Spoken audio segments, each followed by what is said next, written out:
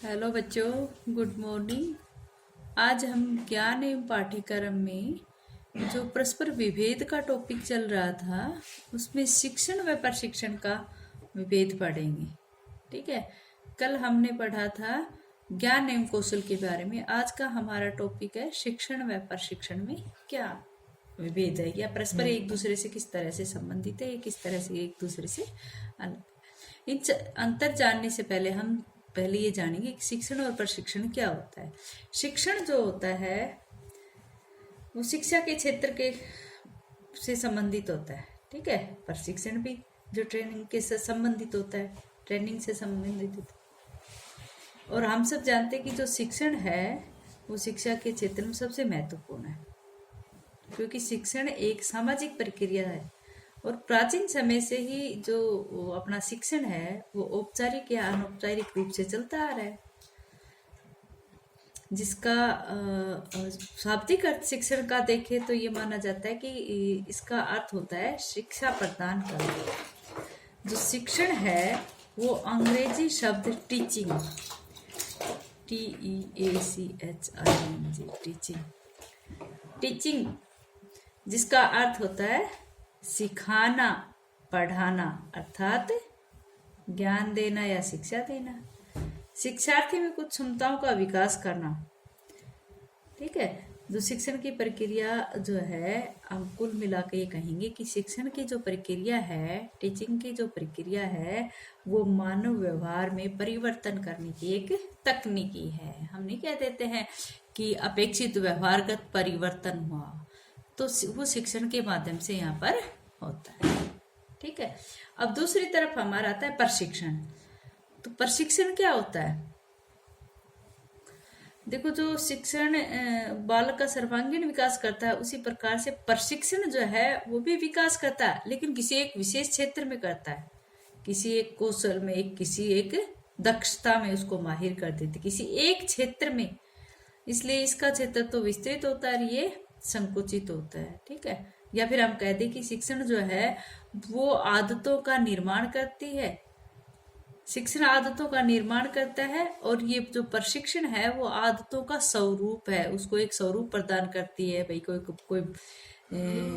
कोई स्टूडेंट शिक्षक प्रशिक्षण में माहिर हो जाता है, कोई कंप्यूटर का प्रशिक्षण ले रहा है, कोई हस्तकला का प्रशिक्षण ले रहा है, कोई सिलाई, बुनाई, कढ़ाई, भोजन बनाना, इस तरह की चीजों में दक्षता प्राप्त करता है, तो वो होता है अपना प्रशिक्षण। ठीक है। अब दोनों में अंतर करेंगे तो देखो, सबसे पहले हम शिक्षण के बारे में बताएंगे, फिर प्रशिक्षण पॉइंट के अनुसार। शिक्षण के द्वारा,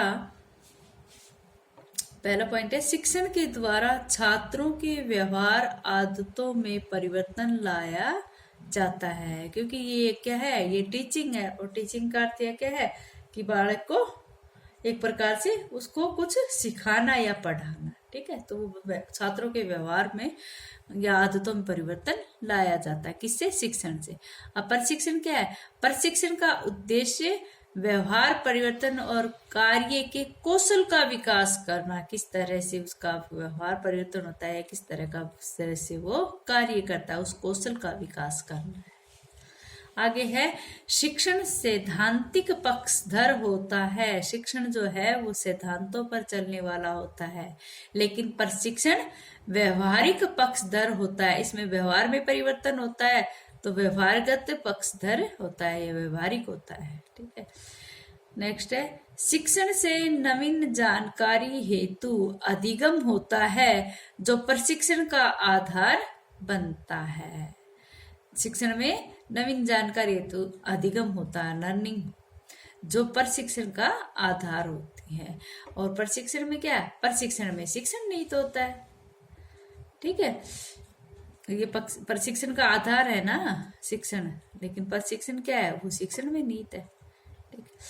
आगे है, शिक्षण में बुद्धि का प्रकटीकरण अधिक होता है।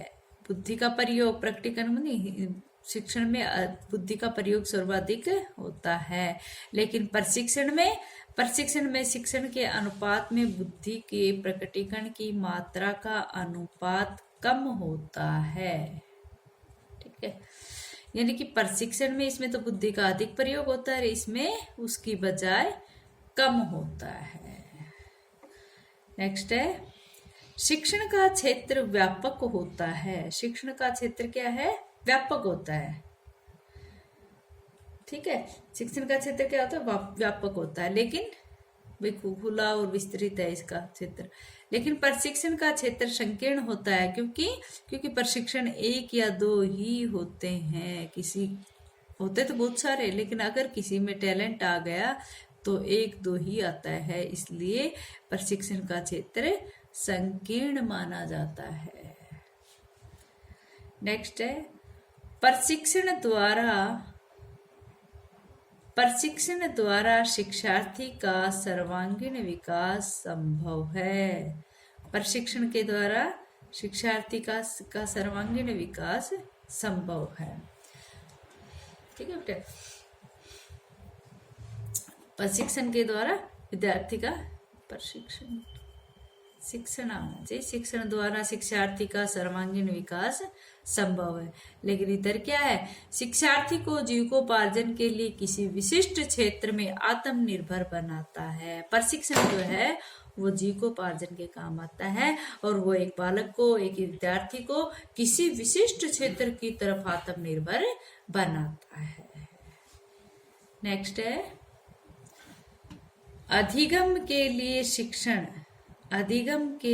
शिक्षण विचार व विवेक युक्त सक्रिय रूप में जाता है। अधिगम के